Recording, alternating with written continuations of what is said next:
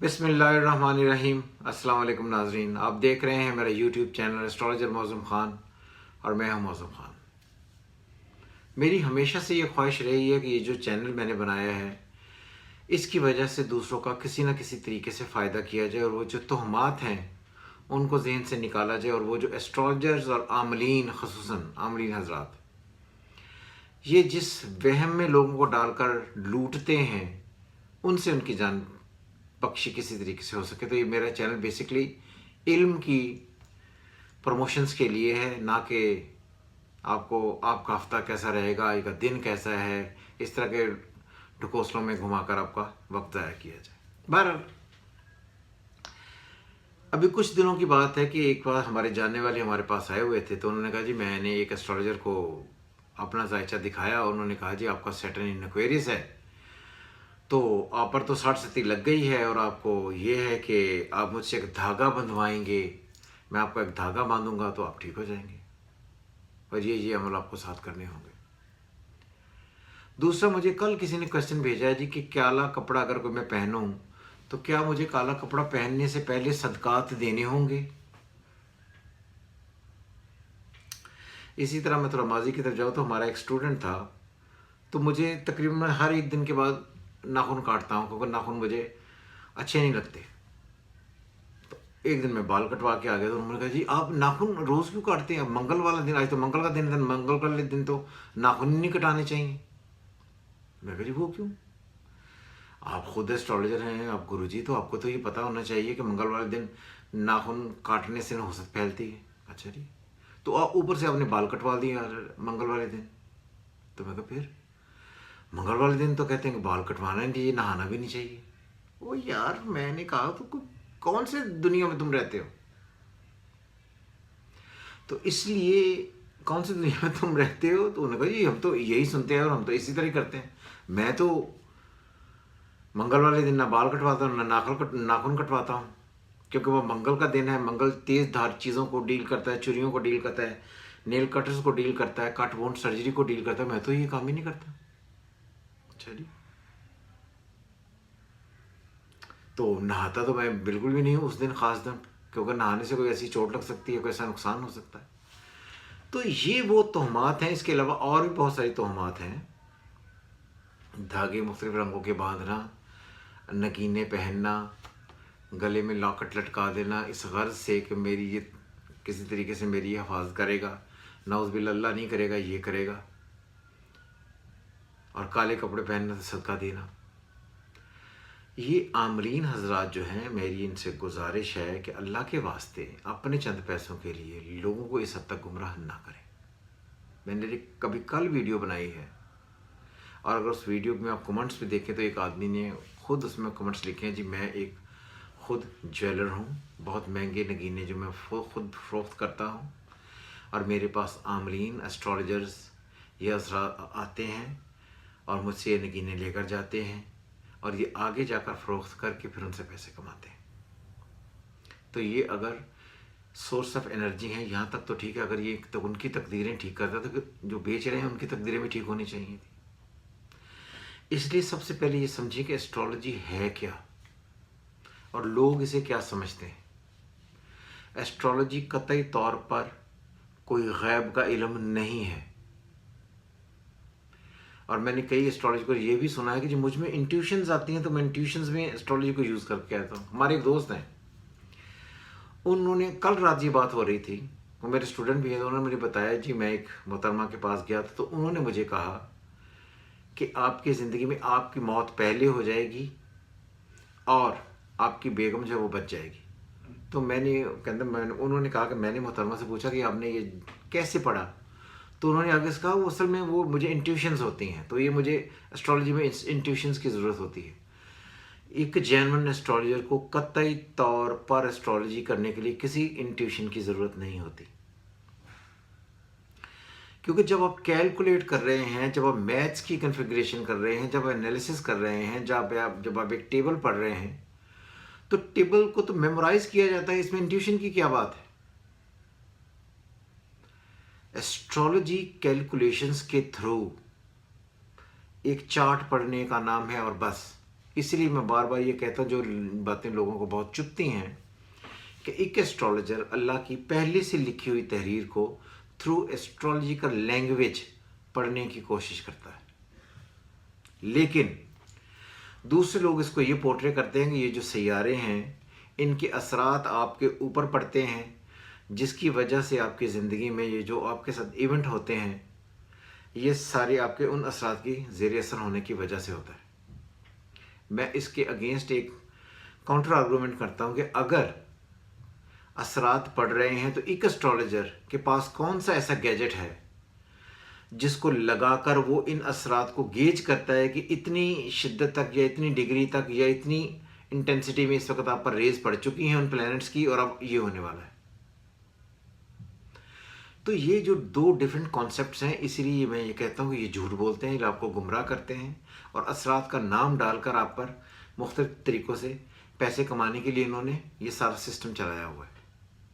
जी आप पर इस वक्त शनि की नज़र पड़ गई है तो आप ऐसे करें कि आप मैंने किस किस का नाम लो। कुछ लोग ये भी कहते हैं लोगों को, जी आपके वज़न के मुताबिक अनाज जो है वो आपको हमको दान करना पड़ेगा, या आपको ये कि आपका जो अनाज है वो आप हमें दे दें आपके वज़न के मुताबिक, या एक ऐसी गाय ले जाएं जिसका वज़न 2 मन के करीब हो तो उसको आप ज़िबा करें। एक आदमी पहले ही बुरे अदवार में से गुजर रहा है, खुदा न खास्ता एक टाइट सर्कमस्टांसेस या फाइनेंशियल कंडीशन में टाइट एटमॉस्फेयर में से गुजर रहा है, और आप उसे और पैसे ले भी रहे हैं और उसके और पैसे लगवा भी रहे हैं।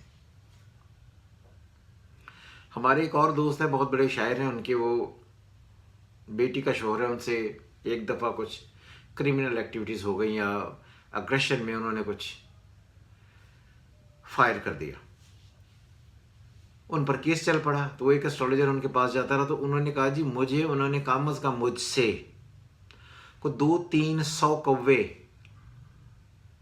हफ्ते के दिन आज़ाद करवाएगी। आप आज़ाद करिए आप आज़ाद हो जाएंगे, आप आज़ाद करिए आप आज़ाद हो जाएंगे। कहना इन सारी कोशिशों के बावजूद भी मुझ पर लीगल प्रोसेस चला और मुझे इम्प्रिजमेंट हुई और मैं टफ सिनेरियो में से गुजर कर वापस आया। तो कौवों ने कुछ नहीं किया। मैंने पहले भी कहा कि ये जो सारी मामलात हैं ये अपने आप को एक बहुत ख़ास आदमी बनाने के लिए, जताने के लिए, दिखाने के लिए ये काम किए जाते हैं। ये सारे काम अगर आप गौर से देखें तो आप ये कहते हैं कि जी मैं कर रहा हूँ तो इसलिए ये हो जाएगा, ये सिर्फ शिर्क है। एस्ट्रोलॉजर जो होता है, सिर्फ एस्ट्रोलॉजर वो एक आदमी की एक तकदीर लिखी है उसका एक चार्ट पढ़ सकता है। जैसे फर्ज करेंगे ये किसी का एक का चार्ट है, तो मैं ये चार्ट तो पढ़ सकता हूँ लेकिन मैं इसकी तकदीर ना तब्दील कर सकता हूँ, ना इसमें इजाफा कर सकता हूँ, ना कमी कर सकता हूँ। ये जो आगे पत्थर बेचना, ये धागे बांधना, अंगूठियाँ पहन लेना, उनको जाकर सदकात देना, कतई तौर पर इनका कोई एस्ट्रोलॉजी में कॉन्सेप्ट नहीं है। ये बात आप याद रखें। जो आपको ये कहे आप फ़ौरन समझें कि इसे एस्ट्रोलॉजी नहीं आती, ये अपनी गर्ज से अपने पैसे कमाने के लिए इसने एक ढोंग रचाया हुआ है और उसको वो पैसे कमाएगा। इसलिए ये बात याद रखें कि एस्ट्रोलॉजी एक गैब का इल्म नहीं है और वहम नहीं है। तो हम प्रस्ती तक इसको एस्ट्रोलॉजर ले गए हैं। बेसिकली ये एक इल्म है, एक तोहम परस्ती वाले मामला उसमें डालकर इन्होंने इस इल्म को मशकूक करने की कोशिश की है। इसलिए मैं बार बार कहता हूँ, जो लोगों को फिर बातें मैं कहता हूँ कि तंग करती हैं, कि एक एस्ट्रोलॉजर का किसी की तंग दस्ती दूर कर देने से क्या ताल्लुक़ है? ये उसके पास ऐसा कौन सा इख्तियार है जिससे वो दूसरों की मुश्किलात हल करता फिरे? जब खुदा न खास्ता अपने ऊपर मुश्किल आती है तो फिर आप जाकर डॉक्टर्स के आगे लेटते हैं, लोगों के लिए मुख्तलिफ जाकर फिर टोटके ढूंढते हैं, सदक़ात अल्लाह की राह में उस वक़्त हाथ जोड़कर फिर माफ़िया मांगते हैं। तो जब आखिर में जाकर यही काम करने हैं तो पहले ये काम कर लें। सिर्फ इस लालच से और इस गर्ज से कि वो पैसे आपको आने हैं तो इसलिए आप लोगों को परेशान करते रहेंगे। मेरी इल्तिजा है उन तमाम लोगों से कि जो एस्ट्रोलॉजी पर यकीन रखते हैं वो सिर्फ एस्ट्रोलॉजी की हद तक, चार्ट पढ़ने की हद तक यकीन रखें, इससे आगे ना जाएं। जब ये कहें जी मैं आपकी अपनी तरफ से आपको कोई तस्वीर दे दूंगा, मैं अपनी तरफ से कोई तावीज़ दे दूंगा, मैं अपनी तरफ से कोई धागा दे दूंगा, मैं आपको ये पत्थर भेज दूंगा, मैं आपको ये मंत्र बताता हूँ, ये पढ़ने हैं, इससे तकदीरें ठीक हो जाएंगी, ऐसा कोई कॉन्सेप्ट नहीं है। इनसे बचें। एस्ट्रोलॉजी को तोहम परस्ती में दाखिल करने में ये जो सब हमारे तमाम एस्ट्रोलॉजर जो हैं, जो ख़ुसूसन इंडियन एस्ट्रोलॉजी फॉलो करते हैं और हिंदुओं के पैरोकार पर चलकर मुसलमान होने के बावजूद भी मुसलमानों को बेवकूफ़ बनाते हैं या अपने पैसों की लालच में उनको ये सारे ख्वाब दिखाते हैं, ये मना है। इसलिए मैं समझता हूँ कि अगर मेरी बात किसी भी एक आदमी तक पहुँचे और वो इन धागों से, इन पत्थरों से, इन अहाम से और काले रंग के कपड़े पहनने के सदके देने से तक इन सारी चीज़ों से बचें। जो मर्जी रंग का कपड़ा पहने, इसका कोई इम्पैक्ट नहीं होता इंसान की तकदीर पर। जिस तरह आप कलर देखते, कलर देखकर आपको अच्छा लगता है, ये आपका मूड है, इट्स नॉट योर फेट। तकदीर और चीज़ है, इसलिए इन सब से बचें और जो आपका जी चाहता है खुल के करें, लेकिन वो तमाम काम जो अल्लाह ने मना किए हैं और हकूक़ुल इबाद का ख़ास तौर पर ख्याल रखें और इंसानों को बिल्कुल तंग ना करें। अल्लाह मियाँ ने बार बार कहा है कि वो सब कुछ माफ़ कर देगा, लेकिन हकूक़ुल इबाद माफ़ नहीं करेगा। आदमी के आदमी पर जो हकूक़ है वो उन्हें माफ़ नहीं करेगा। इसलिए कोशिश ये करें कि इंसानों से अच्छा रवैया रखें और अपने चंद एक सिक्कों के फ़ायदे की खातिर गरीब गुरबा लोगों को बहुत परेशान बिल्कुल ना करें। आप अपनी एक फ़ीस रखें कि जी ये हमारी फ़ीस है, जिसको वो फ़ीस पसंद आएगी वो आपको आकर दे देगा, नहीं आएगी तो नहीं देगा। लेकिन आप कौन हैं कि आप लोगों की तकदीर ठीक कर सकें? मैंने कई औरतों के, मर्दों के, लोगों के लिखे हुए ऐसे चार्ट भी देखे हैं कि होल शाफ़ी होल काफ़ी, ये आपने ये पढ़ना है, आपने या वदूदो पढ़ना है इतनी दफ़ा और आपकी तकदीर ठीक हो जाएगी।